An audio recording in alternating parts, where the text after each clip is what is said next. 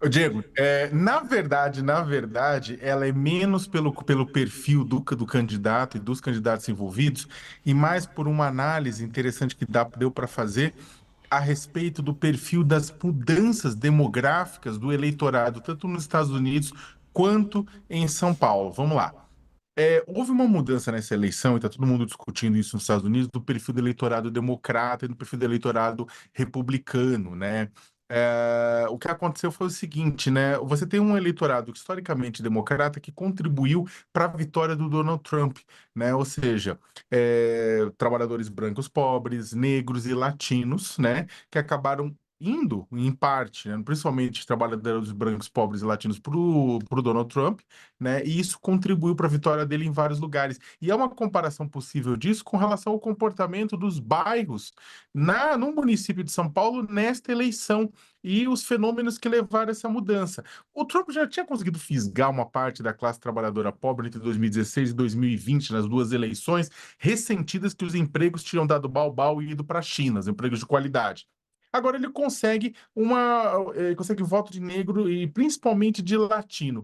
A Raquel já tinha trazido uns dados aqui. A Hillary, ela venceu entre os latinos em 2016 com uma margem de 38 pontos sobre o Trump. O Biden, em 2020, com uma margem de 33 pontos sobre o Trump. No geral, a Kamala Harris venceu, segundo a pesquisa Boca de Urna divulgada no dia, né, ontem, né, venceu o Trump numa margem de apenas 8 pontos entre os latinos. E aí o que acontece? O Trump foi duramente criticado por utilizar, por exemplo, aquele comediante que chamou Porto Rico de ilha de lixo flutuante, por ser xenófobo, por chamar latinos e imigrantes de bandidos, de estupradores, de tudo isso, né?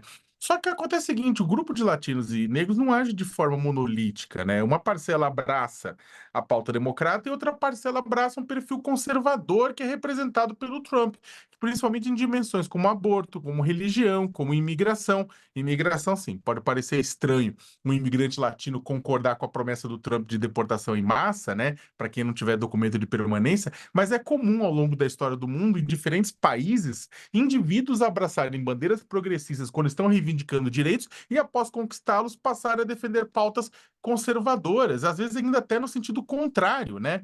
E aí, olha que interessante. Se a gente for pegar a história do Brasil, isso aconteceu. O Partido dos Trabalhadores quebrou a cabeça para entender o motivo pela qual uma parcela da sociedade brasileira foi içada à pobreza nas gestões deles, né, entre 2013 e 2012, e depois de 2013 e 2014 foi para a rua para reivindicar direitos, para reclamar exatamente do Partido dos Trabalhadores. Uma parte do PT acha que o problema é me atacar, era me atacar, mas uma outra parte entendeu que havia uma nova classe média que ascendeu ao consumo e estava ressentida, porque apesar de geladeira e TV, não conseguia acesso a bom hospital, a boa escola, a viajar e a outros elementos da classe média no Brasil. Né? Com o tempo, esses ressentidos radicalizados se foram às ruas pelo impeachment de Dilma Rousseff, apoiaram a Lava Jato, elegeram o Bolsonaro em 2018, e uma parte deles neste ano foi pro colo do ex-coach Pablo Marçal. Aí chegamos em São Paulo, né? E aí eu vou concluindo. Bairros da Zona Leste de São Paulo, que já votaram historicamente com o PT, deram seu deram o voto de primeiro turno para o Pablo Marçal, sintonizados exatamente pelo discurso de prosperidade e da promessa de que todo mundo pode ter o que quiser. Né? É o eleitorado que um dia seguiu aquelas comunidades eclesiásticas de base na Zona Leste e hoje querem um apartamento no Itaim Bibi ou no Jardim Anália Franco.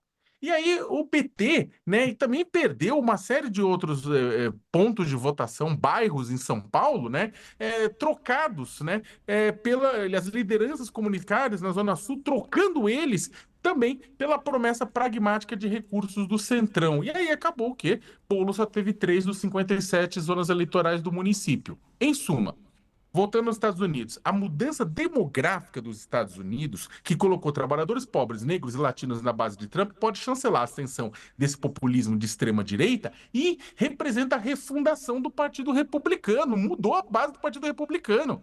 E isso vai mudar a base do Partido Democrata, que perdeu uma parte da sua base. Os Estados Unidos nunca mais vai ser o mesmo, né? Agora, a gente pode estar, da mesma forma, né, uma mudança naquilo que uma parte significativa dos eleitores da periferia de São Paulo, de grandes cidades grandes cidades como São Paulo, entre outras, existe uma dissociação entre o que querem essas pessoas, o que desejam essas pessoas e a esquerda que não consegue elaborar propostas, que não consegue elaborar sonhos relacionados a esses desejos materiais desse grupo. Isso pode levar esses bairros pêndulos de São Paulo a irem definitivamente para a direita e para a extrema-direita, como tem muito estado hoje que é democrata nos Estados Unidos, que pode virar estado pêndulo na próxima eleição e já não ser mais democrata.